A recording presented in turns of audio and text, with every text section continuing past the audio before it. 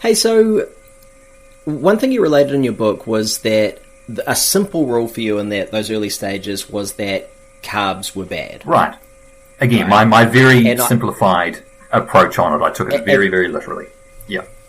Absolutely, and I think that comes through as well in the book, that you weren't sort of saying that carbs are all bad all the time. It was more so that became a simple metric, which obviously worked. I mean, the proof of the pudding was in the eating, excuse the pun, or in the not eating.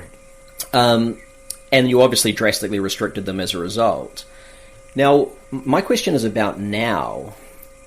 Do you think that degree of carb restriction is going to be an ongoing forever thing, or do you see a place for shifting that over time into, I guess, dare I say it, a more sort of carb-appropriate idea where there's a spectrum of carb intake that's dependent on your goals at any one time? Yeah, that's something that has formed a large part of the maintenance stage of my journey. So these last 5 years or so, I've been weight stable now since beginning of 2017, basically. And all throughout that period, I've been experimenting with various things. I had the question asked to me on more than one occasion, when are you going to start eating normal again? As if low carb is still this weird, freakish thing off to the side that should only be done temporarily and isn't sustainable or whatever beyond the weight loss journey itself. And so, if for no other reason than to silence these people who were insistent that I needed to start eating normal again at some point, I started to experiment with some of those things. So I began, I would have things like half a punnet of strawberries, for example, or a can of vegetable soup, or 3 pieces of toast, or something like that. Fruits, vegetables, grains.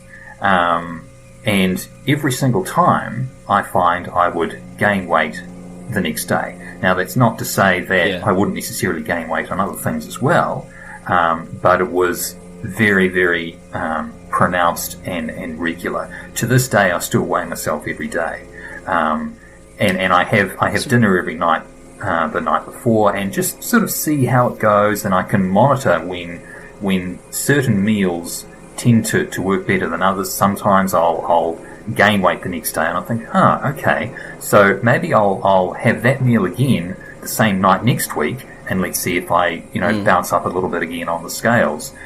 So it's this continual ongoing experiment for me, just to see what works and what doesn't. And every time I try introducing a bit of this and a bit of that, some crumbs on the meat or a bit of fruit here or whatever there, the scales respond in a way that doesn't so much appeal to me. So I think, right, okay, well, if that's not going to work for me, then off it goes. So it's been very much an ongoing period of experimentation as I figure out what things work well for me, what things don't. I'm always looking for more things to add. I'll still, try something new I find at the supermarket if I haven't seen that before, and okay, well, by the numbers in theory that might work, let's give it a shot.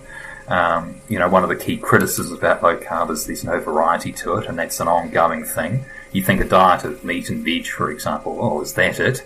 But there's so many different kinds of meat. There's so many different kinds of vegetables, and there's so many different ways in which these things can be prepared. So I don't feel constrained or bored by it at all. I just have a meal for each night of the week at this point. And that just takes the thinking out of the day. What am I going to have for dinner tonight? That we all sort of stress and worry about, and I just don't have any of that. The meat is defrosting in the oven for tonight as I speak.